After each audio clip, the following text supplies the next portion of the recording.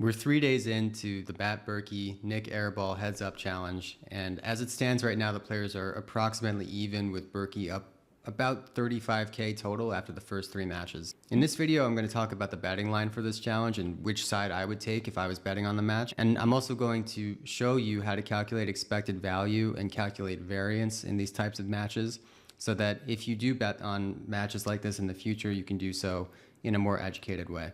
Let's jump into it. For starters, let's go to Twitter, where Doug Polk on March 31st offered to place a bet with anybody who wanted to take Berkey's action. Doug would take Nik Airball at 160. Looks like he didn't really get a lot of action for that, so he moved it down to 150 and then 140. Looks like he got a little bit of action at 140. I'm going to calculate the odds for Berkey at minus 140, minus 160, and minus 175 for this video, just to give a little bit of a range.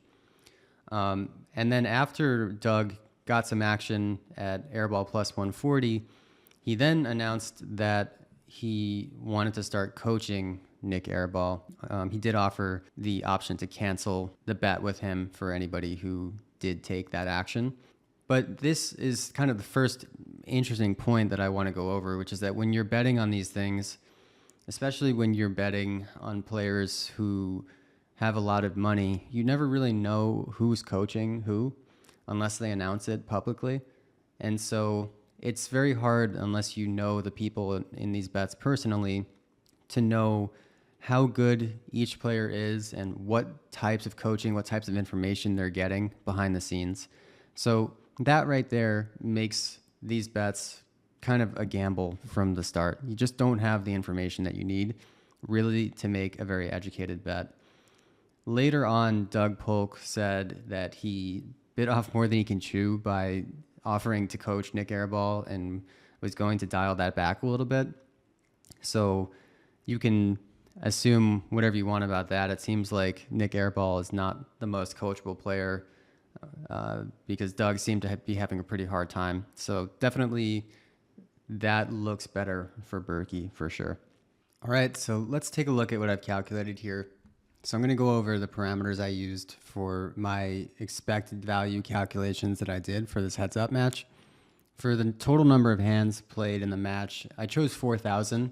I've heard a range of different numbers. I've heard 3,000 hands, 5,000 hands, but I'm just picking the one in the middle. And given how many breaks Airball has supposedly been taking so far in the first 3 matches, I don't think that they're going to play the full 5,000 hands. So maybe 4,000 might even be an overestimate. Who knows if they're even going to get to 3,000 at this rate.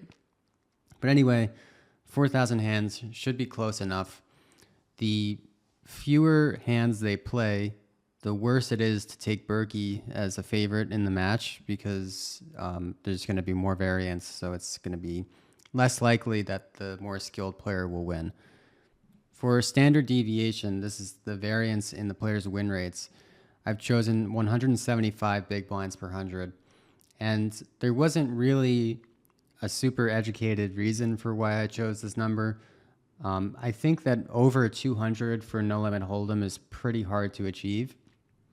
For 6 max no limit hold'em cash games, typical standard deviation in your win rate is going to be about 100. And for heads up, that I think will go up by about 20 or 30 big blinds per 100.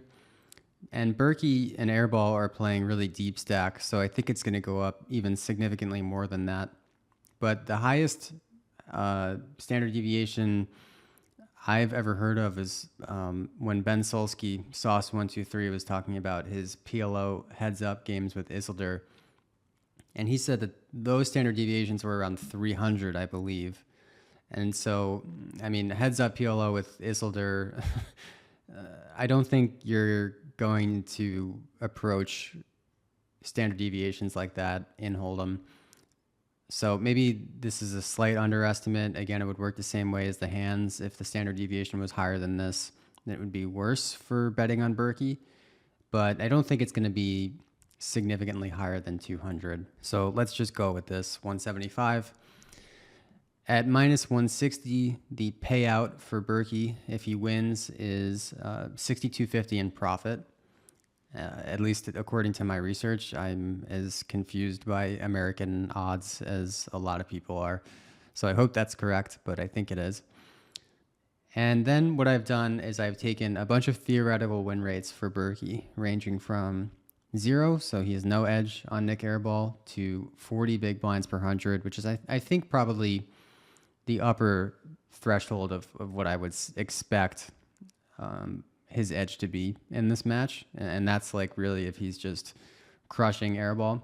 It's of course theoretically possible that it's higher than that, especially when you're really deep stacked, but I don't think it's very likely. And then using all of this information, the win rate that we're using for Berkey, the standard deviation, and the number of hands, we can go over to this poker variance calculator. This is primedope.com poker variance calculator. I'll put a link in the description below.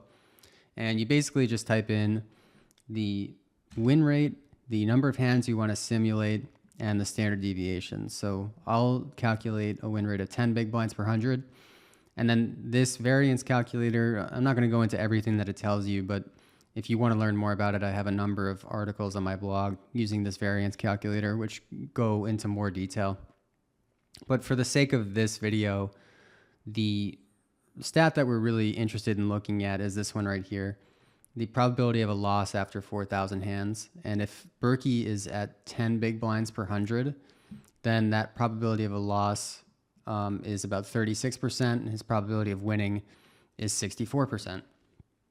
Okay, so given all of this information, probability of winning and the amount of money we win if Berkey wins, we can do an expected value calculation. Now, an expected value calculation is something that every poker player should be able to do on the back of a napkin, no problem whatsoever. If you're a poker player, you need to understand this concept, and really everyone in society should understand expected value because it's a super important concept. But basically, the way an expected value calculation works is you take your probability of winning and you multiply that by the amount you would win, and then you subtract your probability of losing multiplied by the amount that you would lose.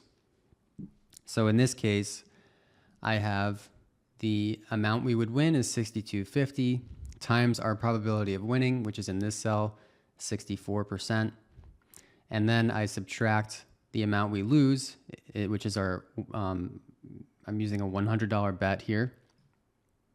If I didn't already mention that. The bet is $100, and this is what we stand to win profit if we win our bet. And then our probability of losing is just 1 minus our probability of winning. So this is our expected value given all of that information. If Berkey's win rate is 10 big blinds per 100, and we bet $100 on Berkey at minus 160, our expected value is $4.16. So we have an ROI of about 4%. If Berkey is at 7.5 or 5, I've just gone to the variance calculator and I've plugged those win rates in and taken the probability of a loss after 4,000 hands and plugged them all in here. So these are Berkey's probability of winning for each different hypothetical win rate. If his win rate is 0 and he has no edge, obviously his probability of winning is just 50%.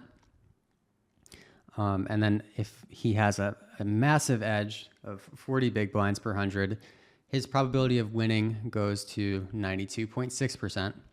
And what I've done at the bottom here is just graphed Berkey's win rate versus the expected value of a $100 bet.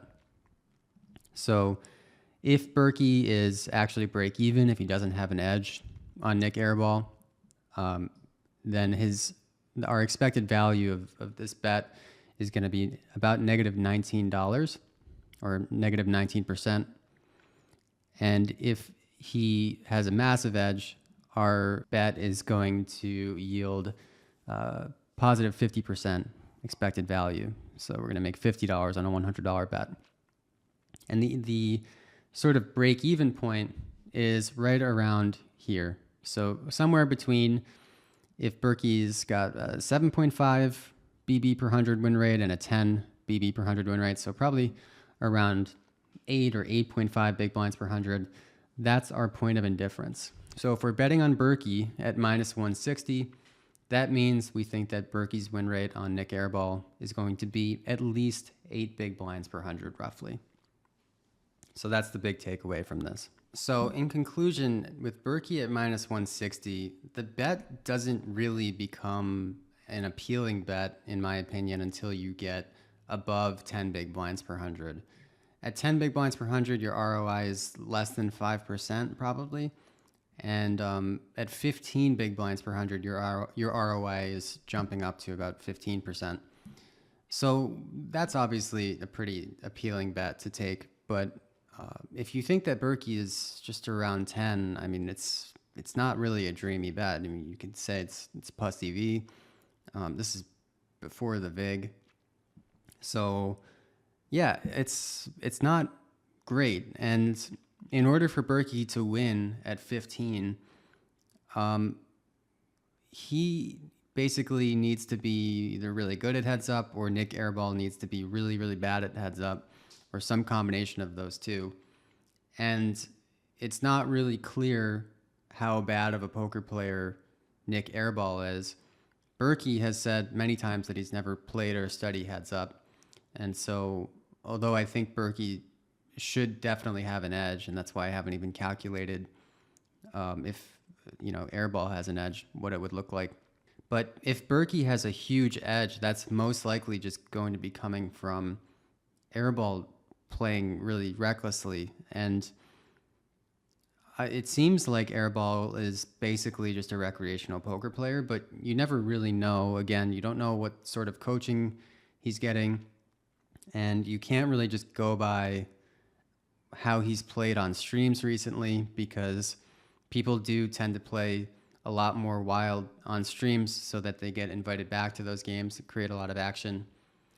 So although I do think that a double-digit win rate for Berkey is definitely very possible, you can kind of see how it's a little bit difficult for this bet to be really profitable unless Nik Airball is just a really terrible poker player.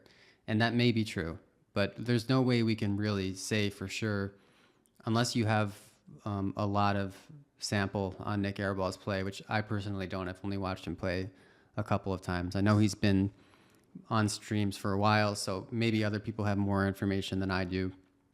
Like I said, he looks kind of bad so far, but we don't know for sure. So this is not the most appealing bet to me, and I personally didn't bet on this match, but if you forced me to bet with Berkey at minus 160, I would take Berkey over Airball. I just don't think it's going to be that plus EV. Now, another thing that I want to just close on is you can see that even if Berkey's win rate is 40 big blinds per 100, there's still about a 7.4% chance that he loses this match over 4,000 hands. And I think that's just really important to stress, because anytime a match like this happens, it's like you can just see that 90% of the people watching don't really even understand that variance is a thing in poker. Like, they might say they do, but really, if Berkey wins, they think Berkey's the better player, and if Nik Airball wins, they think Nik Airball is the better player. But even if Berkey has a 40 big blind per 100 win rate, that's a huge, huge edge. There's still a reality where he loses a fraction of the time, 7.4% of the time, to be exact, given these assumptions. And so 7%, I mean, that's not really that bad. That's like you get on to the river and a guy has 3 or 4 outs. You see that happen all the time in poker. And so if Berkey loses this match, it doesn't necessarily mean that he's a worse player. And I think this is actually probably the worst part of the bet for Berkey, even though it's a very dreamy spot to be offered a huge heads up deep stack match with a player who looks like he doesn't really know how to play poker very well. It is actually still kind of risky for Berkey's brand, because if he loses this match, it's kind of devastating for his coaching brand. For the average person to assume that he just lost to a recreational player, that means that he can't even beat a recreational player. I'm not saying that's true. I'm just saying that is going to be the public perception because the public does not understand how vast variance is and how much of an impact it has on such a small sample size like this. If one player wins by a landslide, we can be pretty sure that that player has a significant edge, but we can't be positive. But if a player just wins by a small amount, it really doesn't say that much in the grand scheme of things because we're just looking at 4,000 hands and the standard deviation in the win rate is really high. And finally, I redid these calculations at Berkey minus 140. In this case, the point of indifference is around 6 big blinds per 100, it looks like. So definitely more reasonable there. And if Berkey's at minus 175, if you took this bet, then that means that you think Berkey is at least winning at 10 big blinds per 100. So, of course, the odds you're getting have a fairly significant impact on these things. All right, that's all I got for this video, you guys. I know this was a little bit different from the videos that I've been doing recently on my channel since I started, but I did think that although I don't really like to get into poker drama that much, I thought it would be interesting to go over how I think about these types of bets and hopefully teach you some things about expected value and variance in poker and actually make this an educational thing to help you bet smarter in the future. So if you like this video, please remember to like the video and subscribe, and I'll see you guys on the next one. Good luck at the tables.